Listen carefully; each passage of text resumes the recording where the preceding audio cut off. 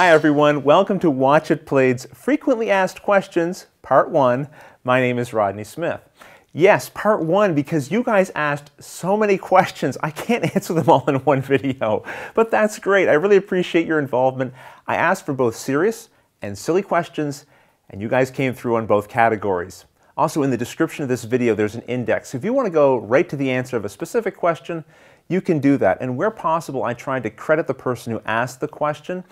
Some of the questions I've just collected over time because I get asked them on a frequent basis, and I don't really remember the first person who asked it. So in those cases, the questions will be uncredited. But let's dive in. Question: what are the games featured in your intro? After our Mansions of Madness series, I launched Watch It Played and created this intro, which resulted in questions about the names of the games featured. The first one was Mansions of Madness, then Wrath of Ashardalon, Small World, and Space Hulk. Although it's only been a year and a half, maybe 2, since we featured that introduction, seeing it does bring back memories, good ones. And I believe, I hope, that the core of our show is still the same. No matter how much we may change the introductions, the sets, it's all window dressing. At the core of it, I really want this show to be about teaching you how to play games and then showing you how they're played so you can decide for yourself whether or not they'd be a good fit for you. And hopefully you agree that we've managed to maintain that core over, well, we're in our 3rd year now. James Conlon asks, where did you get the music for the Super Dungeon Explorer videos? That song is definitely one of the most popular pieces of music that we featured here on the series, but that, along with all the other music and sound effects, unless otherwise stated, was created for us by Chaz Charlton of Shifting Sands Audio. He does fantastic work. So if you're looking for someone to hire for music or sound effects, I'll put a link in the description of this video so you can go to his website and get in touch with him. Now, although most of the pieces he creates for us are original, the Super Dungeon Explorer video musical piece was a remix he did of, I believe, the Gauntlet theme song. Question: where can I download the music from your videos? Well, Chaz has told me that he wants to put aside some time, not just to collect together the music he's created for Watch It Played, but to also have an opportunity to extend some of those pieces into fuller songs. Of course, I often only need 10 or 20 seconds, but he has a bigger vision for what some of this music can be, and I think he'd like to have an opportunity to bring that to life before he releases them into the wild. So once he's had a chance to do that and he's figured out how he wants to release that music, I'll certainly let you guys know about it as well.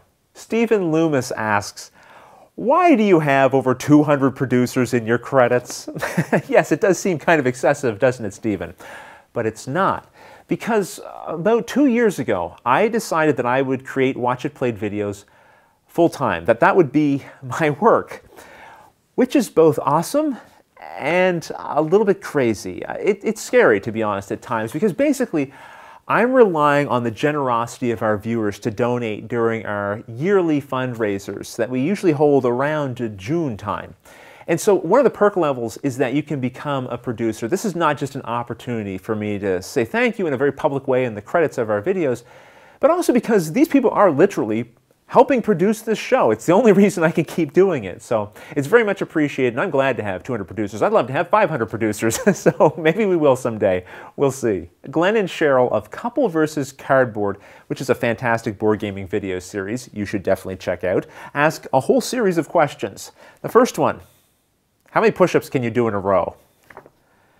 Honestly, I have no idea. I used to work out and exercise quite a bit, and since doing Watch It Played, that really has stopped. But now I'm kind of curious. Shall we find out? Okay, the next question is, how Canadian is Canadian bacon? This is a tough one to answer because I think your Canadian bacon in America is different than our Canadian bacon in Canada. Hopefully you don't make it out of actual Canadians. Next question. Coffee or tea? Well, neither by habit, but I'll drink either socially. Marvel or DC? Well, Marvel, no contest. I like DC, but make mine Marvel. And finally, thank goodness, Tolkien or J.R.R. Martin? That's a tough one. Tolkien in my youth, but Martin is making quite an impression. Hopefully that's the last of the physical activity related questions, for all of our sakes. Charlie Basalk asks, do you play video games with Luke? I could see Luke and you playing Minecraft together. Well, Charlie, you see correctly. We have enjoyed playing Minecraft together, as well as many of the other Lego-based video games.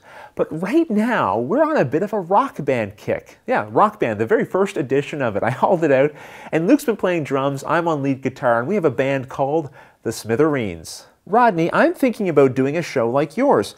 What kind of equipment do you use? Well, the majority of my videos were shot on a Canon T3i, but in the last 6 months I upgraded to a Canon 70D.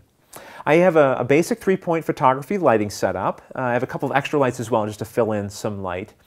And for audio, I now use a couple of lav mics, but I used Rode video mics for a long time as well. To be honest, if you're thinking about starting something like this, don't go all out, don't go crazy. Start small, start simple. Just find out if at first you enjoy doing it. Because, listen, this is very rewarding work, especially when people enjoy and appreciate and engage you when you're creating these kinds of videos. But it's not a cakewalk either. It actually takes a lot more time, I think, than most people would imagine. And probably not everyone's as cut out for the work aspect of it as they might be the getting in front of the camera and just shooting video part of it. So I think that's something you want to explore before you invest a lot of money. And now, a question from Ben.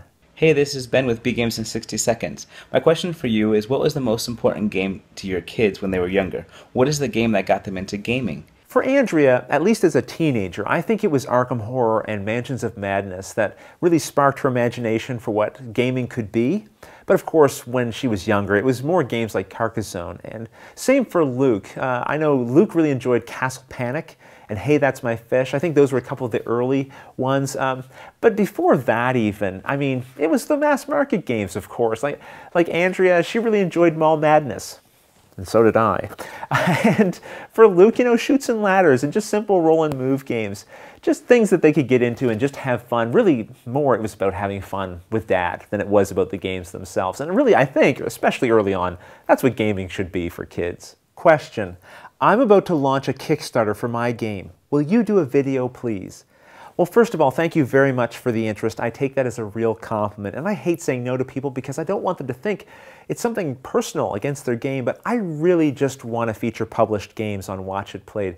Games that are widely available, that already have finished components, and more importantly, finalized rules.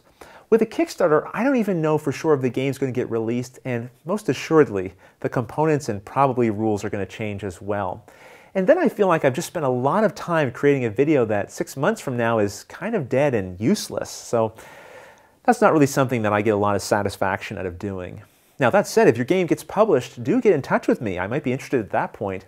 And to be fair, I like to break all of my rules at least once or twice. So if this was a very established publisher with a proven track record and they had a game that I thought I'd be really interested in sharing with my viewers and the components were near final, well, yeah, in that case, I might make an exception. Or listen, if it's Rob Davio and the game is Seafall, call me. Oh, I should mention, I make a total exception for Kickstarters related to board gaming accessories, like products that complement games, custom tokens and pieces, inserts, and that sort of thing. John Red asks, is there a place where you list the seasons and episodes of Watch It Played in chronological order?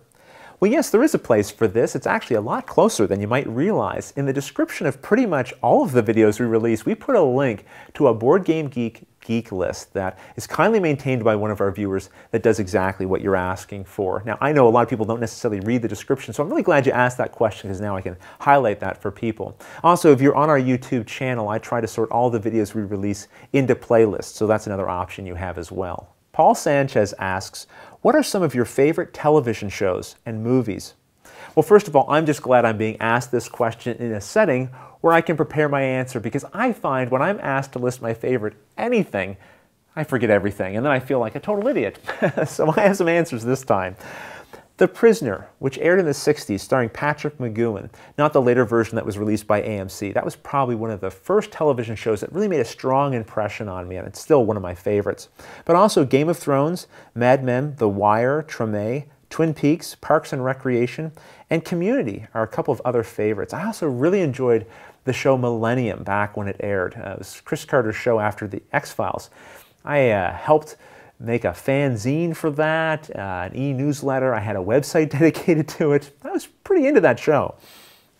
Also, Brazil, 12 Monkeys, Inception, Primer, Fight Club, Looper, Sympathy for Mr. Vengeance, and The Avengers are a few of my favorite movies. I'd probably say I really like all of the Marvel movies, even some of the less popular ones. I found things that I really enjoyed about them. Keith Collins asks, Rodney, is it true that your first car was a moose? Yes, Keith, it is true, but I just find I guess it's difficult for me to discuss because I'm still sensitive to the whole topic. You see, growing up, my family, we just couldn't afford the more expensive modes of transportation that other wealthier Canadian families had. Like, I was so envious of my friends who had polar bears to drive, but you know what? I grew up in a very warm, loving, and caring environment, and I think, for the most part, that made up the difference. Question: could you please recommend a game for me and my friends? Or a similar question, could you list your top 10 favorite games? I really don't like recommending games, ever. Now, if you and I were sitting across from each other at the table, I would certainly suggest something for us to play, or if I knew you really well and the kinds of people you play games with, in that situation I might feel more comfortable. And I do worry that by not giving answers to these questions, it looks like I don't know, being a bit of a jerk or hanging on to secrets or something. And it's not really that. I can't quite explain it. I just have a certain discomfort with the idea that someone would use my opinion as the basis for them spending money in search of entertainment. I just much prefer the format of our show, where I teach you how to play the game and then show you exactly how it works, so you can make up your own mind, using the knowledge that you have of what you like and don't like to decide on a game that would be good for you. And I do chalk this up to being a little bit of a bizarre trait of mine, but listen, there are lots of really excellent board game reviewers out there who are more than happy to not just give you a good overview of the game, but also share their insights and opinions on the game, and they're more comfortable at that, and they're better at that than I would be, so I would highly recommend you seek them out. Speaking of which, Joel Eddy of the very excellent and highly recommended Drive-Thru Reviews series asks, Rodney, is it true that Canadians are forced to live in the forest once their igloos melt in the spring? Don't duck me, Smith. Well, thankfully, Joel, I don't have to duck your question because several other viewers chimed in with the answers. Willie Williams says, this is a bogus question. Everyone knows there's no spring in Canada. Well, that's not exactly right. Jared Aldridge says spring is the first week of a 4-week period between winter and winter. You see, so there is a spring period, it's very short. Rizar 1982 added some additional details. As a Canadian myself and a French one, I can easily say that in summer we don't live in the forest, and he's absolutely correct about that. Our melting igloo makes the ground really easy to dig into, so we dig ourselves a great hole and live there. So I'm glad in the end we got the real answer to these important Canadian questions that I'm sure our American neighbors and other friends around the world are curious about. We're going to answer more questions like this in our next episode, so I hope you'll join me. But until then, thanks for watching.